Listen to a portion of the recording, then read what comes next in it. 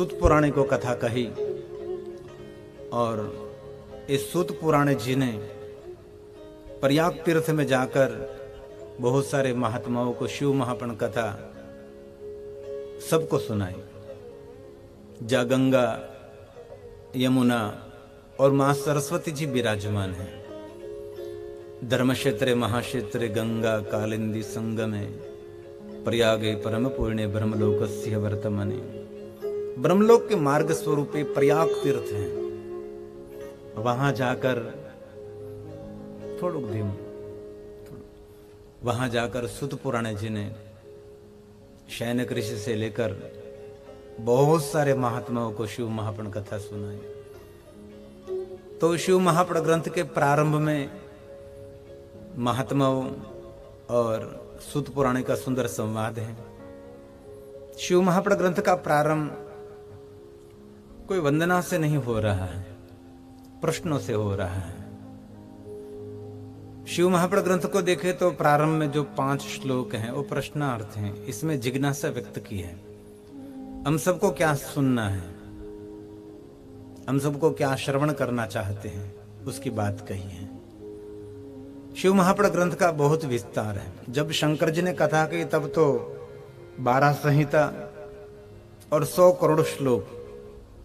अभी कलयुग में संभव नहीं है, क्योंकि कलयुग में अल्प आयु है। प्रथम युग में तो कोई भी मनुष्य बहुत लंबे समय तक वो जी सकता था और बहुत लंबी आयु थी। अभी कलयुग में कोई आयु नहीं है। समझो पानी में बुलबुला, इतना ही छोटा सा जीवन इस कलयुग में है। तो अभी जो शिव महापुराण ग्रंथ है इसमें 12 संहिता 100 करोड़ श्लोक नहीं है। महादेव जी ने जब कही तब तो 100 करोड़ श्लोक और 12 संहिता, इनमें से भगवान नंदीकेश्वर ने 1 करोड़ श्लोक सुनाया सनत कुमारों को, और सनत कुमारों ने 1 करोड़ श्लोक में से 1 लाख श्लोक भगवान व्यास जी को कहा, और महर्षि भगवान वेद व्यास जी ने 1 लाख श्लोक में से 24,000 श्लोक सूत पुराणे को कहे। अभी जो हमारे सामने शिव महापुराण ग्रंथ हैं इनमें 24,000 श्लोक, 7 संहिता है, दिव्य ग्रंथ, महादेव का स्वरूप ही समझो, बाबा की शब्द मूर्ति, वांगमय मूर्ति, ये शिव महापुराण है। शिव भक्तों के लिए सभी सुख देने वाला पुराण ये शिव महापुराण है। अरे शिव भक्तों को क्यों, मानव जात को सुख शांति समृद्धि सुमति सब कुछ देने वाला ये ग्रंथ शिव महापुराण ग्रंथ है। धर्म अर्थ काम और मोक्ष, गति परम गति सदगति और परम मुक्ति देने वाला ग्रंथ ये शिव महापुराण ग्रंथ है। जो कोई आदर के साथ शिव महापुराण ग्रंथ का श्रवण करते हैं, सेवन करते हैं, उनका और उनके परिवार का मंगल नहीं परम मंगल रहता है। एक ग्रंथ कोई सामान्य ग्रंथ नहीं है, ये महादेव का प्रसाद है। बहुत समय के बाद इस ग्रंथ को लोकप्रियता मिली। आज से 20-25 साल पहले बहुत कम वक्ता शिव महापुराण कथा का गायन करते थे, बहुत कम वक्ता थे। अभी तो किसी को मिलो शिव महापुराण कथा का गायन करते हैं। बहुत सारे वक्ता शिव महापुराण ग्रंथ के हैं, बहुत सारे विद्वान वक्ता भी शिव महापुराण ग्रंथ के रहते हैं, और धीरे धीरे शिव महापुराण ग्रंथ का प्रकाश हो रहा है और महादेव के भक्तों तक ये कथा पहुंच रही है। बहुत गौरव की बात है। लेकिन जो वक्ता शिव महापुराण कथा का गायन करते हैं, इनमें शंकर जी की कथा में थोड़ी शब्द मर्यादा जरूर रखनी चाहिए। जो भगवान व्यास जी ने कह दिया, व्यास जी ने लिख दिया, वही डिट्टो समाज के सामने नहीं कहना चाहिए। इसमें से थोड़ा शब्द मर्यादा रख कर ही इस कथा को कहना चाहिए।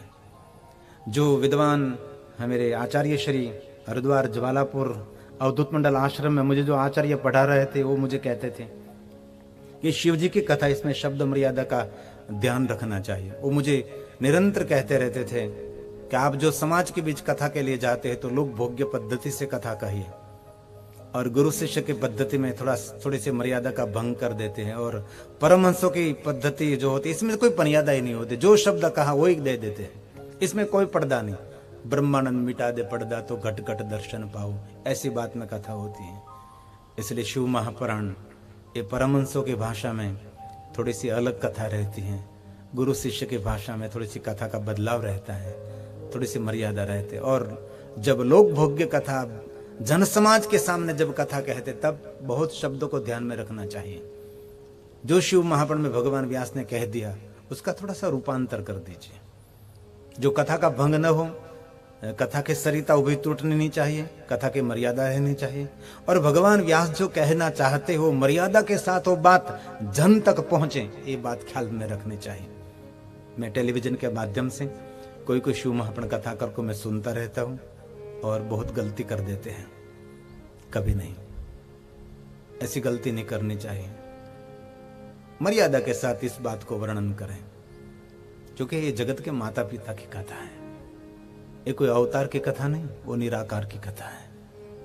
जो जगत का सर्जक है, जो जगत का स्थापक है, संपूर्ण जगत की जो व्यवस्था संभाल रहा है और जगत का अंत करने वाले समर्थ भगवान शिव जी की कथा है। वो जगत के पिता है, माँ भवानी हमारी माता है। इसलिए आप कोई अवतार की बात नहीं कर रहे, आप निराकार निरंजन भगवान शिव के बारे में बोल रहे हैं। तो मैं शिव महापुराण कथा का प्रारंभ करूं, भगवान व्यास जी को प्रणाम करते हुए प्रथम श्लोक का गायन करूं। और ये पूरा शिव महापुराण देवलिपि देवभाषा संस्कृत में है और मेरी मातृभाषा तो गुजराती है और मैं जिस धरा पर बैठा वो भी गुजरात है। ये मेरे जजमान प्रकाश खेलोसिया वो भी गुजराती है, लेकिन हमारी राष्ट्रभाषा हिंदी में कहने का मैं प्रयास करूंगा। लेकिन कितने ही मैं हिंदी बोलने का प्रयास करूं, लेकिन मातृभाषा तो इसमें आ ही जाएगी, क्योंकि मातृभाषा का टोन रहता है। जो माता बोलती है वही भाषा, कभी पिता भाषा नहीं होती, मातृभाषा ही होती है। जो माँ बोलती है उसको कहते हैं मातृभाषा। तो प्रथम श्लोक भगवान व्यास जी ने शैनक के ऋषि के मुख में रखे और सूत पुराण के आगे जिज्ञासा व्यक्त की है। एक एक श्लोक में बहुत विवेक है और सुंदर शिव महापुराण कथा का प्रारंभ हो रहा है। टेलीविजन के माध्यम से जो कथा सुन रहे हैं आप सबका बहुत मैं आदर करता हूं, क्योंकि अभी मेरे सामने कोई श्रोता नहीं हो रहते। जो टेलीविजन के माध्यम से कथा सुनते वही हमारे श्रोता रहते। और भरत भाई को प्रार्थना लोकेशन ले जो, मैं कीधु पण तमारा सुधी बात पहुंचाड़ी नहीं, भूली बहु जाए बधु। तो ये प्रथम श्लोक शिव महापुराण ग्रंथ का है, सूत जी का संबोधन है।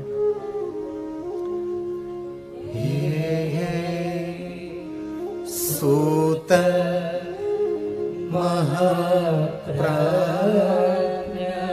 कितनी सुंदर बात है।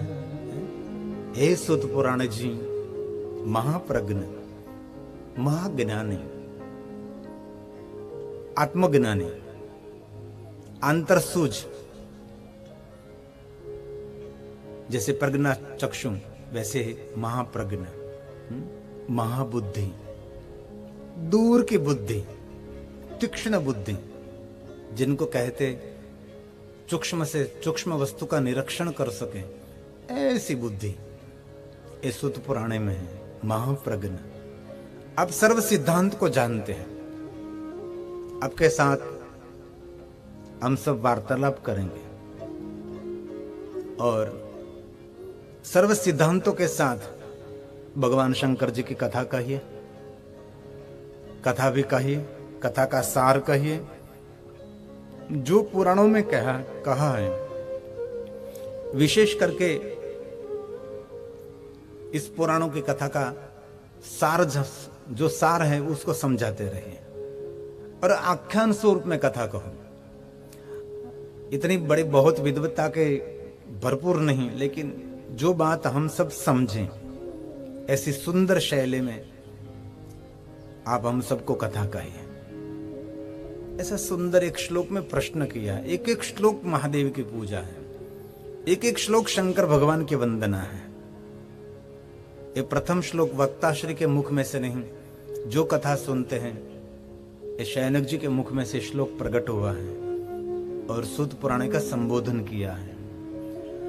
हे सूत महाप्रज्ञ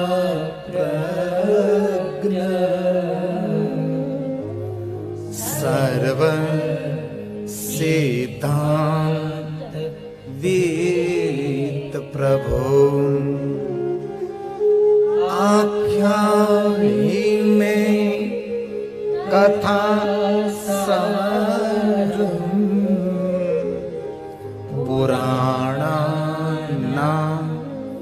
विशेषतः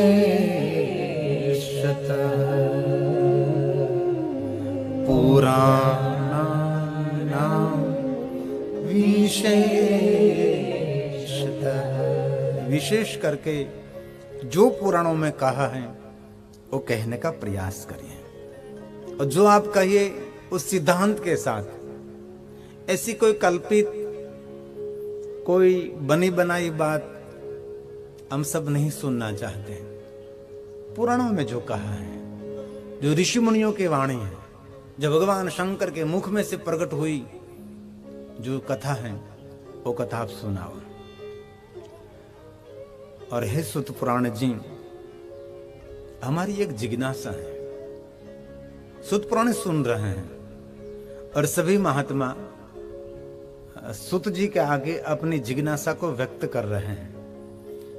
इनमें 2-3-4 जिज्ञासा व्यक्त की है, ये दूसरे श्लोक में है। पहली तो जिज्ञासा, हम सदाचारी कैसे रहें। महात्मा सब सदाचारी तो है ही, ऐसा नहीं कहा कि हम सदाचारी कैसे बने, ऑलरेडी है ही। और दूसरी बात कही, हम सब भगवान के भक्त तो है, लेकिन इनमें हमारी भक्ति सद्भक्ति में रूपांतरित कैसे हो सके। और तीसरी बात, विवेको वर्धते कथम, हमारे जीवन में विवेक की वृद्धि कैसे रहे। दिन प्रतिदिन विवेक में वृद्धि होनी चाहिए। ऐसी कुछ बात सुनाओ आप।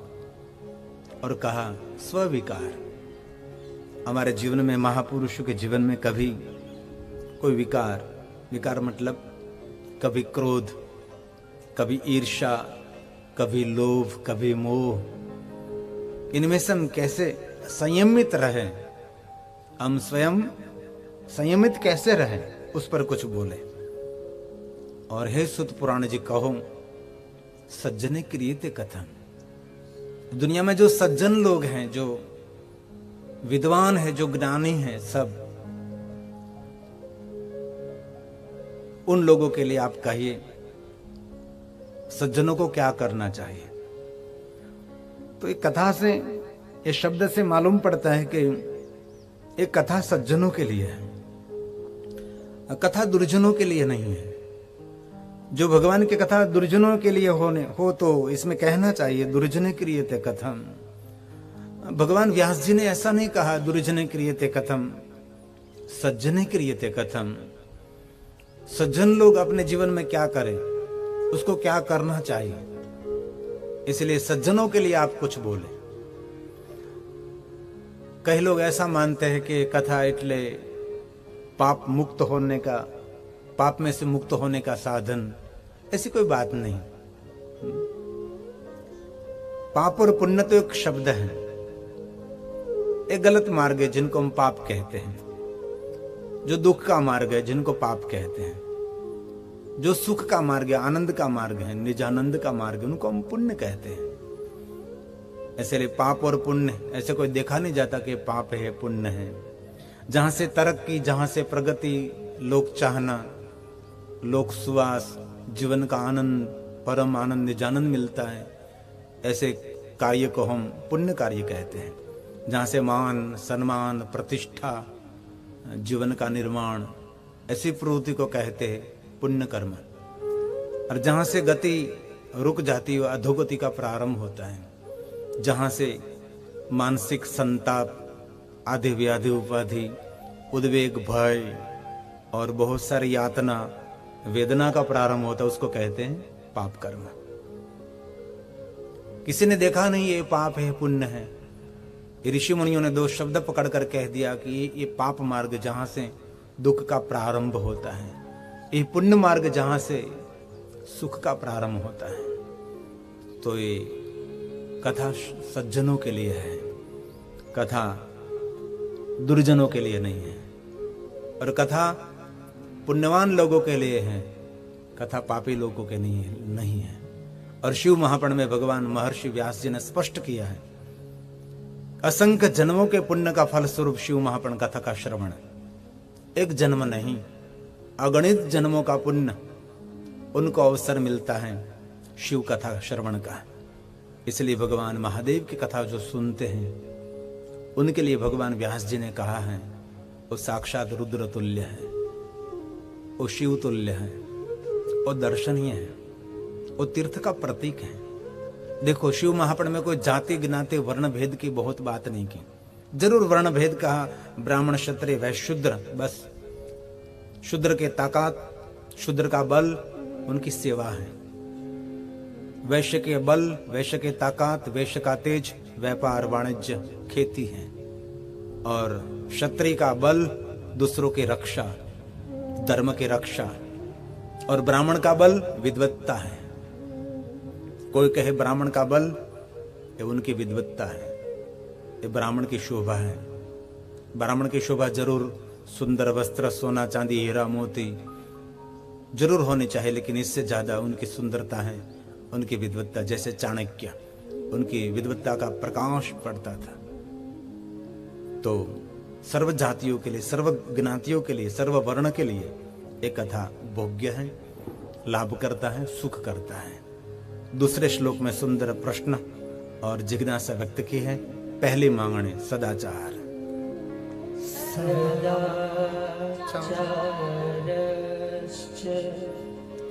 सद्भक्ति। भक्ति तो बहुत लोग करते हैं ना, भक्ति कौन नहीं करते। भारत में देखो तो वो पढ़गा पड़े उन्हें लगता। भारत में देखो तो कोई घर ऐसा नहीं जिस घर में भगवान का मंदिर न हो। सभी घर में छोटा मोटा मंदिर तो है ही। सबके घर में दीप और अगरबत्ती जलती है। कोई घर ऐसा नहीं है जहां भगवान की भक्ति न हो। सभी घर में भगवान की भक्ति हो रही है। लेकिन यहां भक्ति की बात नहीं कही, सद्भक्ति। सद्भक्ति उनको कहते हैं भगवान की भक्ति में कोई अपेक्षा नहीं, कोई आशा नहीं, कोई प्रलोभन नहीं, बिन शर्त शरणागति, उनको कहते हैं सद्भक्ति। जिनमें मोक्ष मुक्ति की कोई इच्छा नहीं, अरे वहां तक भगवान के दर्शन की कोई इच्छा नहीं, बस प्रभु आपके तरफ हमारा आदर है, प्रेम है, इसलिए हम आपको निरंतर याद करते हैं। तू मिले न मिले, बस आपकी भक्ति हमारे लिए आपका ही स्वरूप हम मानते हैं। उनको कहते हैं सद्भक्ति। जो भगवान महादेव जी ने उपमन्यु को समझाया था कि उपमन्यु मैं तुझे अव्यभिचारिणी भक्ति का दान करता हूं। सारी दुनिया भक्ति करती है व्यभिचारिणी भक्ति, मैं तुझे ऐसी भक्ति नहीं, अव्यभिचारिणी, जिनमें कोई आशा न हो, कोई अपेक्षा न हो, कुछ भी कामना नहीं, इस भक्ति को कहते हैं सद्भक्ति। हम सब भक्ति करते लेकिन कोई कामना के लिए। भगवान के मंदिर एक मिनट के लिए जाते हैं तो कितना मांगने के लिए जाते हैं। सुबह में भगवान को दीप जलाते तो दीप के समय कितना भगवान को मांगते रहते हैं। और कभी कभी तो ऐसा लगता है कि भगवान शिव जी को, भगवान को हम मार्गदर्शन करने के लिए जाते हैं कि भगवान तुझे ऐसा करना है, तुझे ऐसा करना है, तुझे ये काम करना है, तुझे आपका भगवान अपनो काम बढ़ो या न जा। भगवान को आप मार्गदर्शन करते कि तू ऐसा करना, तू ऐसा ऐसा। और जो श्रेष्ठ भक्त हैं वो कहते हैं भगवान जो तू करे यही सही रहता है, और जैसे तू हमको रखते हैं वैसे ही हम प्रसन्न रहने का प्रयास करेंगे। उसको कहते हैं सद्भक्ति। कोई आशा नहीं, कोई अपेक्षा नहीं, कोई मांगनी नहीं, सिर्फ परमात्मा के तरफ प्रेम, उनको कहते हैं सद्भक्ति। तो पहली मांग सदाचार। भले ब्रह्मचारी हम सब नहीं बन सके लेकिन सदाचारी तो जरूर बन सकते हैं। लेकिन बहुत कम लोग होते हैं। कई लोग ब्रह्मचारी होते हैं लेकिन सदाचारी कम लोग दिखाई देते हैं। लेकिन संसार में रहकर भी लोग सदाचारी रह सकते हैं, जो संयम से जीवन जीते हैं, अपने जीवन को इतना सुंदर निर्माण करते हैं, जीवन में इतनी सुगंध फैलाते हैं, मान सम्मान प्रतिष्ठा उनकी खुशबू रहती है। और सदाचारी व्यक्ति के देश और विदेश में कहीं भी जाओ उनका आदर और सम्मान रहता है। जीवन में श्रेष्ठ सद्गुण जिनको कहते हैं सदाचार। आचार्य लोके भवति निंदिता। जीवन में जीवन जीने की कला जिनमें नहीं होती उसकी निंदा रहती है। इसलिए सदाचारी बने, सद्भक्ति। और तीसरी मांग विवेको वर्धते कथा। विवेको वर्धते। आप ऐसी कोई बात बताओ कि हमारे जीवन में दिन प्रतिदिन विवेक की वृद्धि कैसे हो सके। पहली बात सदाचार, दूसरी बात सद्भक्ति, तीसरी बात विवेक। और मैं तो बहुत लंबे समय से निरंतर कथा के माध्यम से कह रहा हूं कि जीवन को श्रेष्ठ बनाने के लिए श्रेष्ठ पहला नियम ये विवेक ही है। पहले तो खाने में विवेक, पीने में विवेक, वाणी में विवेक, व्यवहार में विवेक, विहार में विवेक। समाज में हमारी अपकीर्ति होती है, उसका कारण एक ही है, हमारे जीवन में विवेक नहीं रहता। सनातनी परंपरा में पहली पूजा विनायक की रहती है, जिनको हम गणेश जी कहते हैं। ये विवेक का प्रतीक है। और बहुत लोगों को हम देखते हैं तो इनमें सब कुछ रहता है लेकिन विवेक नहीं होता। आपको आरोग्य के साथ बहुत लंबे समय तक धरती पर रहना चाहते हैं तो जरूर खाने में और पीने में विवेक रखना चाहिए। आज इसमें हमारा संयम नहीं है। लोगों को पता नहीं क्या खाना चाहिए, कहीं क्या नहीं खाना चाहिए, क्या पीना चाहिए, क्या नहीं पीना चाहिए। अमूल्य जीवन को बर्बाद कर देते हैं। क्या क्या लोग नहीं खाते, क्या क्या नहीं पीते। जीवन बार बार नहीं मिलता, जीवन एक बार मिलता है। जीवन का जतन करना चाहिए, इस शरीर की रक्षा करनी चाहिए। आहार से रक्षा हो सकती है, आपका आरोग्य रह सकता है। आहार को औषधि कहा है। और आप जो आहार पर संयम नहीं रखे, भी लोग बाहर खाते। अभी दीपावली में तो लोग भूल ही गए, लगता है कोरोना है ही नहीं दुनिया में। ऐसे लोग घूमते फिरते थे, कोई मास्क नहीं, सबको मिलते थे। लेकिन ये ठीक नहीं है। जिनको कोरोना हुआ उसको पूछो, उसको कितनी दिक्कत और कितनी तकलीफ हो रही है।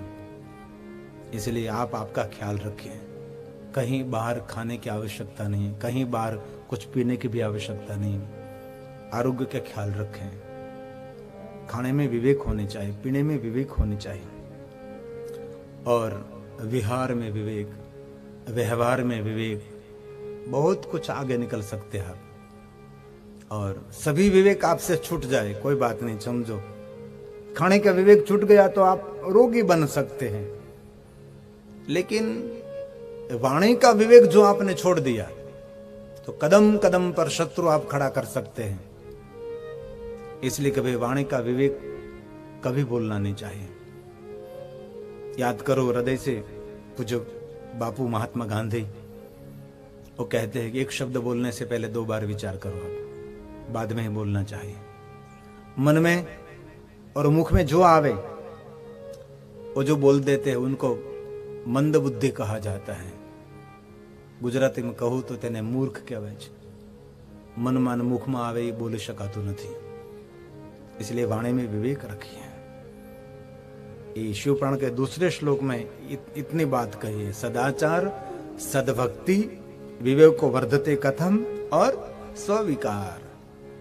अपने जीवन में कभी दूसरे के प्रति ईर्ष्या होने लगे, और कभी क्रोध, कभी मोह, कभी लोभ, उनको विकार कहा है। तो उन पर कैसे संयम रखे आप, उस पर आप कुछ कहिए। और अब समझा, हम सब जानते हैं कि पाप का मूल जिनको लोभ कहा है, अति लोभ, वो पाप का मूल है। और क्रोध सबसे बड़ा शत्रु है। क्रोधी व्यक्ति जल्दी वृद्ध भी बन सकता है, क्रोधी व्यक्ति शिथिल हो जाता है, क्रोध रोग प्रतिकारक शक्ति को खत्म कर देता है। इसलिए इस दुनिया में सबसे बड़ा कोई हमारा शत्रु है, अति भयानक और विकराल को शत्रु है, तो उसको कहते हैं क्रोध, उसको विकार कहा है। और क्रोध पर संयम रखना कोई छोटी बात नहीं हो। क्रोध पर संयम रखना वो बहुत बड़ी बात है। एक पल का क्रोध पूरे जीवन को बर्बाद कर सकता है। क्रोध में संयमित रहना, क्रोध में मौन रहना, क्रोध में वाणी की मधुरता, ये बहुत कठिन कार्य है। इसलिए यहां कहा हमारे जीवन में कभी ऐसी घटना हो, कभी मोह, कभी लोभ, कभी क्रोध, कभी ईर्ष्या, दूसरे के प्रति अदेखा है। और जिनको जीवन में बहुत तरक्की करनी है और जीवन में आनंद नहीं परम आनंद को प्राप्त करना, उनके लिए श्रेष्ठ उपाय है आप अनसूया बन जाओ। अनसूया मतलब ईर्ष्या रहित आपका जीवन होना चाहिए। कोई रिश्तेदारों की तो ईर्ष्या नहीं, जिनके साथ शत्रुता है उनकी भी कभी ईर्ष्या नहीं। आनंद का सबसे बड़ा शत्रु है तो उनका नाम है ईर्ष्या। और जीवन का सबसे बड़ा शत्रु उनका नाम है क्रोध। और लोभ जड़मूल से व्यक्ति को खत्म कर देता है। ये कोई छोटा शत्रु नहीं है। हम बोलते हैं ना चौपाई, मंगल भवन अमंगल हार, यानी इनमें यही कहा है ना, ये भवन बड़ा मंगलमय भवन है। भवन मतलब घर, रहने का स्थान, ये तो मंगलमय भवन है। कहा क्या? अमंगलहार है। इसमें अमंगल कौन है? तो कह रहा द्वेष, ईर्ष्या, लोभ, मोह, ममता, काम, क्रोध, भगवान उसको हर लीजिए। मंगल भवन अमंगलहारी, उमा सहित जेह जपत पुरारी। उमा के साथ महादेव जी जिनको याद करते, कौन? श्री हरि, भगवान श्री राम। हमारे जीवन को मंगलमय बनाओ। ये शरीर तो बड़ा मंगलमय है। साधन धाम मोक्ष कर द्वार, धाम का अर्थ है तीर्थ। ये तो साधन धाम, मोक्ष कर दो, मोक्ष तक ले जाने वाला ये साधन है। शरीर कोई सामान्य वस्तु नहीं है। दुनिया की सभी संपत्ति आप दे दो, दूसरा शरीर किसी को मिलता नहीं है। अभी ठीक टेक्नोलॉजी की शोध हुई, दूसरी आंख मिल जाती है और दूसरी किडनी भी मिल जाती है, कहीं कहीं शरीर के अवयव हैं मिल जाते हैं, लेकिन पूर्ण शरीर कहीं से नहीं मिलता। शरीर के कोई कोई स्पेयर पार्ट भी आपको मिल जाएगा, लेकिन आपका जो वास्तविक शरीर है ऐसा कभी दूसरा शरीर नहीं मिलता। और शिव महापुराण में भगवान महर्षि व्यास ने यही कहा कि ये सबसे बड़ी पूजा, सबसे बड़ी साधना, ये शरीर का भी ख्याल रखे, ये भी एक साधना है। सुबह में जल्दी उठकर प्राणायाम करें, थोड़ी सी व्यायाम करें, और आपका शरीर कैसे प्रफुल्लित, आह्लादित, आनंदित और तंदुरुस्त रहे, मानसिक प्रफुल्लित कैसे आप रह सके, उसका भी प्रयास करें।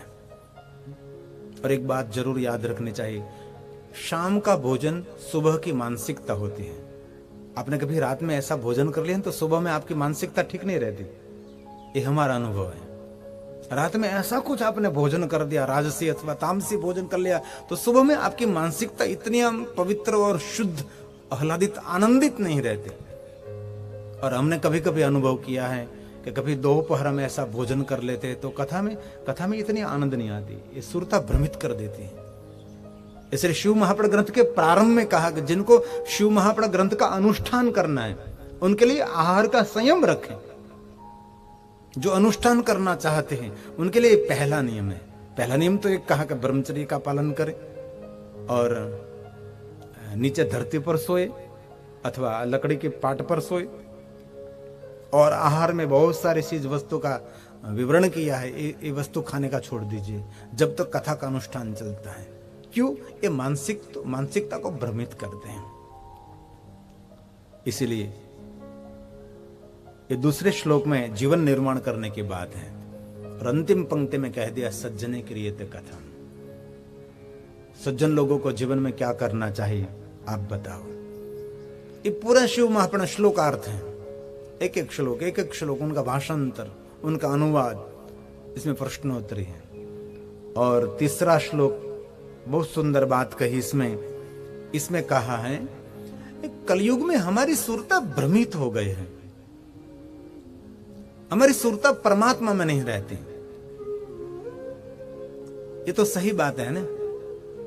हम सिर्फ माला करते तो हमारी सुरता माला में भी नहीं होती, हमारी सुरता ईश्वर के चरणों में भी नहीं रहती। जब माला करते तो आपकी सुरता कहीं कहीं यात्रा करने के लिए निकल जाती है, हम सबको अनुभव है।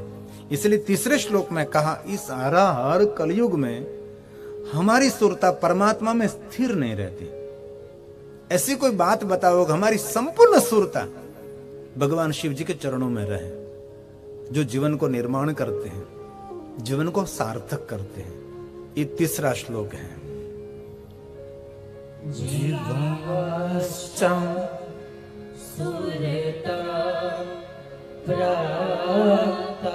कितनी सुंदर बात। सुरता मतलब हमारी मति मतलब बुद्धि। हमारी बुद्धि ईश्वर के चरणों में निरंतर नहीं रहती।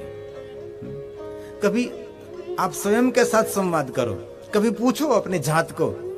आप जब भगवान के सामने बैठते तो आपकी संपूर्ण चेतना परमात्मा में स्थिर नहीं रहती, भटकती रहती, इधर उधर भटकती रहती है। जैसे दीप चलता रहता है, दीप कभी स्थिर नहीं रहता ना।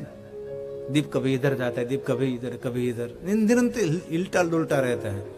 ऐसे ही हमारी सुरता, हमारी मति, हमारी बुद्धि परमात्मा में स्थिर नहीं रहती। अब को कहता है कि मैं ध्यान करता, अरे ये कलयुग में कैसे ध्यान लगता है? कभी नहीं लगता। प्रयास जरूर करना चाहिए ध्यान। इनमें बस मैं भगवान का ध्यान करता हूं, भगवान का ध्यान नहीं होता। अनुमान हो सकता है, एक कल्पना हो सकती है। ध्यान तो उनका ही हो सकता है जो आपने आंख के द्वारा देखा है, उनका ध्यान लगता है। जो कभी आपने आपकी आंख के द्वारा कोई वस्तु देखी नहीं, उसका कभी ध्यान नहीं कर सकते, कल्पना कर सकते।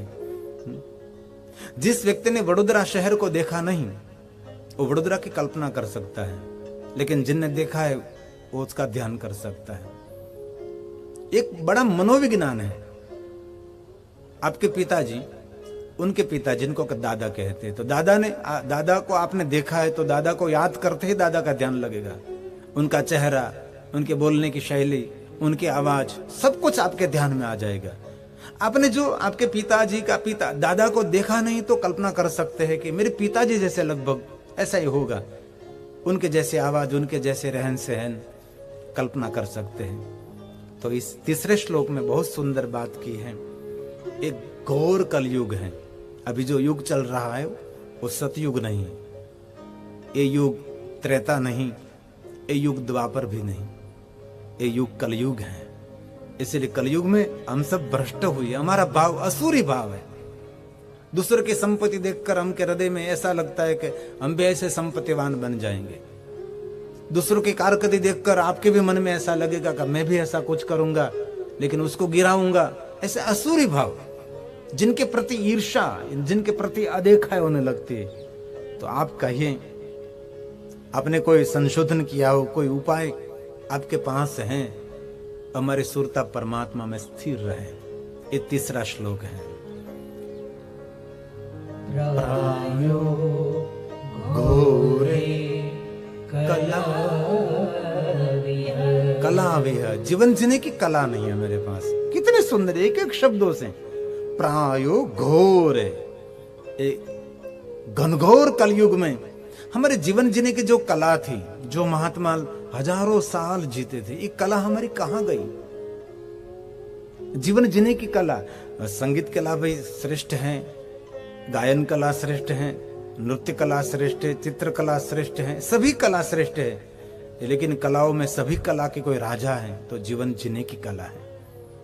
पहले हमारे श्री श्री रविशंकर महाराज अभी भी आर्ट ऑफ लिविंग, अपने जीवन जीने की शैली, जीवन जीने की कला, कैसे सुबह में उठना चाहिए, आपका प्रथम पैर धरती पर आप रखते तब आपकी मानसिकता कैसी होनी चाहिए, जब उठकर आप गगन को देखते हैं तो आपकी मानसिकता कैसी होनी चाहिए, और जब सुबह में सूरज उग रहा है, सूर्य की किरण देखे तब आपकी मानसिकता कैसी होनी चाहिए, आपकी सुबह कैसी होनी चाहिए, और सुबह का नाश्ता आपका कैसा होना चाहिए, और आपकी दोपहर कैसी होनी चाहिए, दोपहर का भोजन आपका कैसा होना चाहिए, और आपकी संध्या कैसी होनी चाहिए, और संध्या के बाद शाम का भोजन आपका कैसा होना चाहिए, और पूरा दिन आपका कैसा होना चाहिए, और आपकी रात भी कैसी होनी चाहिए।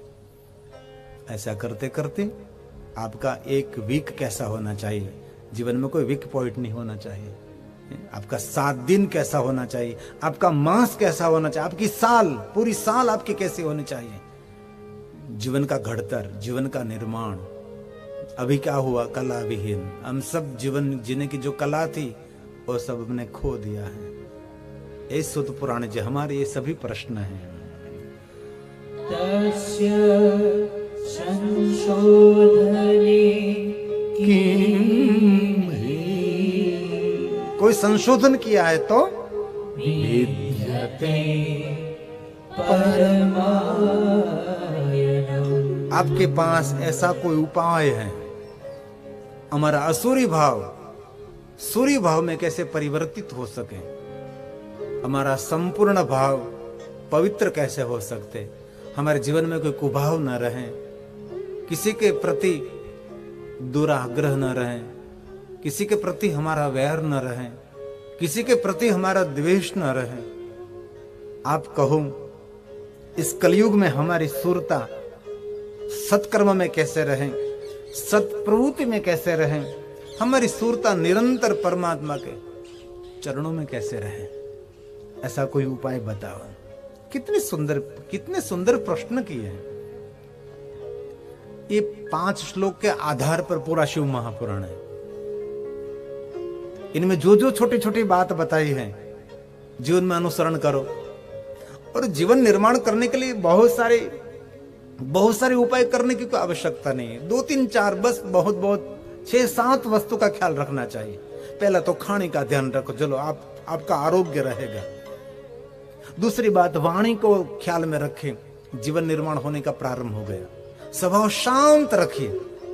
सामने वाला व्यक्ति कितना ही उग्र हो, कितना ही क्रोध कर रहा हो, लेकिन आप ठंडे जल की तरह शांत रहो। कोई जल्दबाजी नहीं और कभी क्रोध नहीं, कभी किसी की ईर्ष्या नहीं।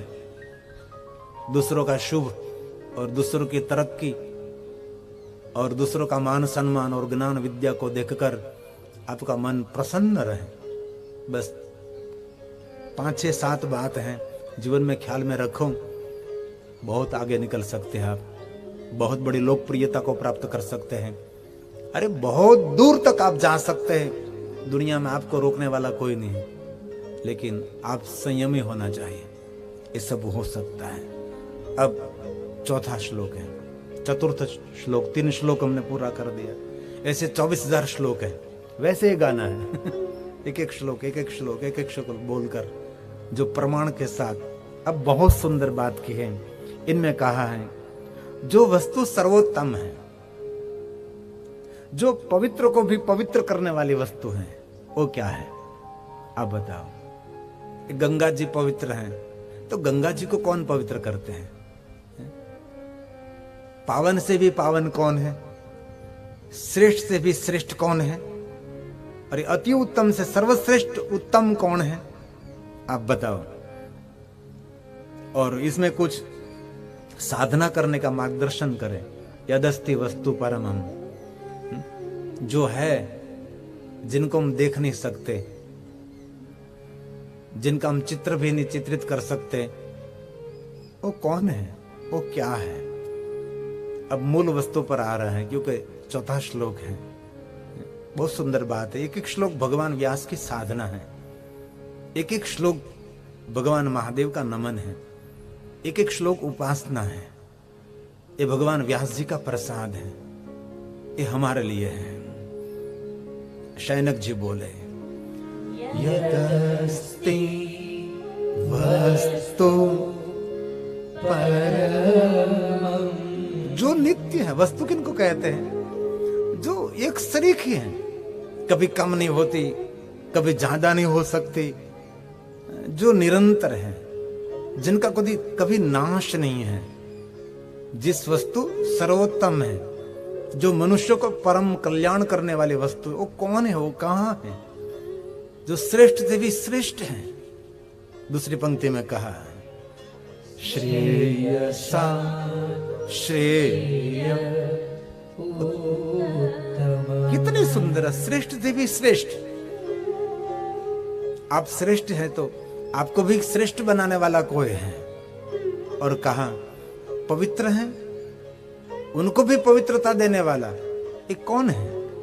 कितनी सुंदर बात करे, पावनम पावना नाम च साधनम तद वदा। ऐसी कोई साधना वदा, वदा मतलब बोलो उन पर, ऐसी कोई साधना पद्धति दिखाओ जो पवित्र को कौन पवित्र करता है, श्रेष्ठ से श्रेष्ठ कौन है, और मनुष्य को परम पवित्रता देने वाला और परम कल्याण करने वाले कौन है, उस बारे में बताओ।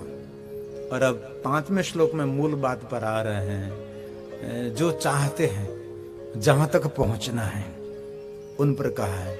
बहुत सुंदर बातें कही है। कहा हे सूत पुराण जी, हम सब जिज्ञासा युक्त आपको प्रश्न कर रहे हैं, आप शुद्ध आत्मा है। ऐसे कोई व्यक्ति को हम प्रश्न नहीं कर रहे जिनके पास से हमारी जिज्ञासा है। कोई ज्ञानी है तो उनको पूछो तो ज्ञान की बात करेंगे, विद्यावान है तो उसको पूछो तो विद्या की बात करेंगे, धनवान है तो धन की बात करेंगे ना। इसलिए आप शुद्ध आत्मा है तो आप परमात्मा की बात आप कर सकते हैं। परमात्मा की बात कौन सके? जो शुद्ध आत्मा है। धनवान क्या करते हैं? धन की बातें करते हैं। ज्ञानी ज्ञान की बात करते हैं, विद्वान विद्वत्ता की बात करते हैं।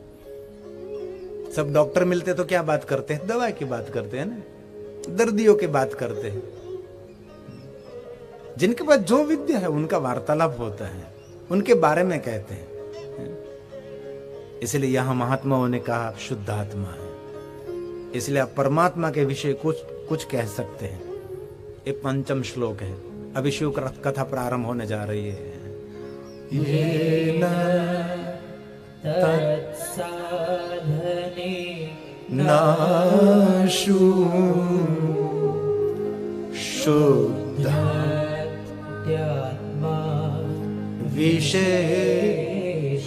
विशेष करके कहो हे शुद्धात्मा। मूल पॉइंट, मूल वस्तु जो उसको मांगना, जहां तक पहुंचना था वो अब कह रहे हैं। शिव प्राप्ति कितनी सुंदर बात की। बस अंतिम शब्द हमारा है। आप बताओ हम शिव तक कैसे पहुंचे? इस हलाहल कलयुग में भगवान महादेव हम सबको कैसे मिले? शिव प्राप्तिर्भवेत्। पहले तो कितनी कितनी बात की, स्विकार निराज और विवेको वर्धते, सदाचार सद्भक्ति सज्जने कृते कथम। इस हलाहल कलयुग में हम सब भ्रमित हो गए हैं, तो हमारी सुरता ईश्वर में कैसे स्थित हो जाए। और अब कह रहे हैं कि शिव प्राप्तिर्भवेत्। आप बताओ हे तात। ये पहली बात तात शब्द यहाँ से प्रारंभ होता है।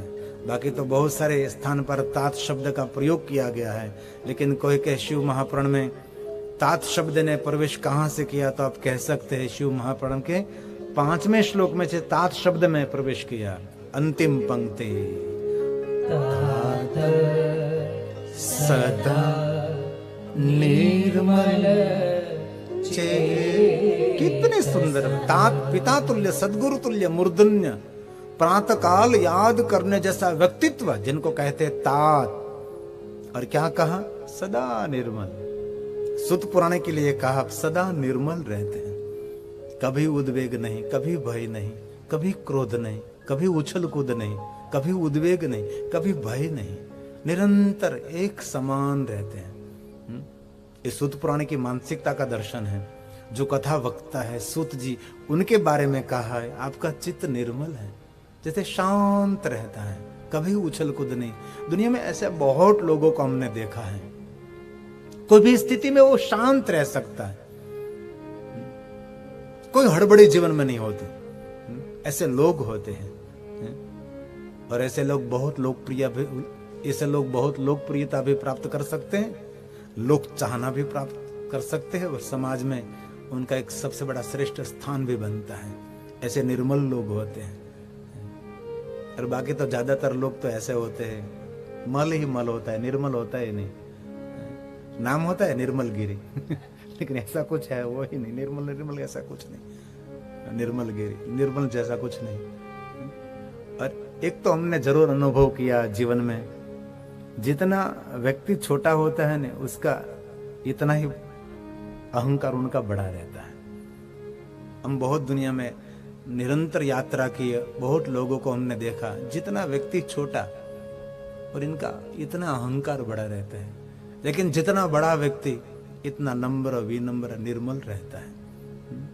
कोई कहे मुझे बहुत बड़ा आदमी बनना है, तो एक शब्द को पकड़ लीजिए, निर्मल रहिए, बहुत कुछ कर सकते हैं आप। कभी क्रोध नहीं, कभी मुख की आकृति बदलनी नहीं चाहिए। आपका कोई लाख हड़ अनादर करे, हड़ कोई अपमान करे आपका, आपके लिए बहुत सारी बुरी बात को कह दे, आपके मुख की रेखा कभी बदलनी नहीं चाहिए। आपके मुख पर निरंतर प्रसन्नता रहनी चाहिए, जैसे पूर्णिमा का चांद। ऐसे ही तो बहुत कुछ जीवन में कर सकते हैं। भगवान महादेव के जीवन में से सीखने जैसी वस्तु वो है, शिव के जीवन में कभी उदासीनता नहीं। कहीं महात्मा होते उदासीन, लेकिन स्वयं उदासीन रहते हैं। उदासीन पंथ का अर्थ यह है कि कोई भी स्थिति में आप उदासीन न रहिए, ये उदासीन पंथ है। हमारे अखाड़ों में एक उदासीन पंथ महात्मा रहता है, वो लोग ऐसा मान ले उदासीन रहना चाहिए। नहीं, उदासीन पंथ इसीलिए है कि कभी कोई भी स्थिति में आप चिदानंद रहिए, आनंदित रहिए, उत्साहित रहिए और दूसरों को प्रोत्साहित करते रहिए। उनको कहते उदासीन पंथ। तो निर्मल चित्त, ए सुध पुराण जी, आपके पास से बहुत हमारी अपेक्षा है। आप भगवान महादेव की कथा कहो, हम सबको शिव तक पहुंचना है। और एक बात कहूं, ये तो प्रारंभ है, लेकिन शिव महापुराण अंत में क्या कहा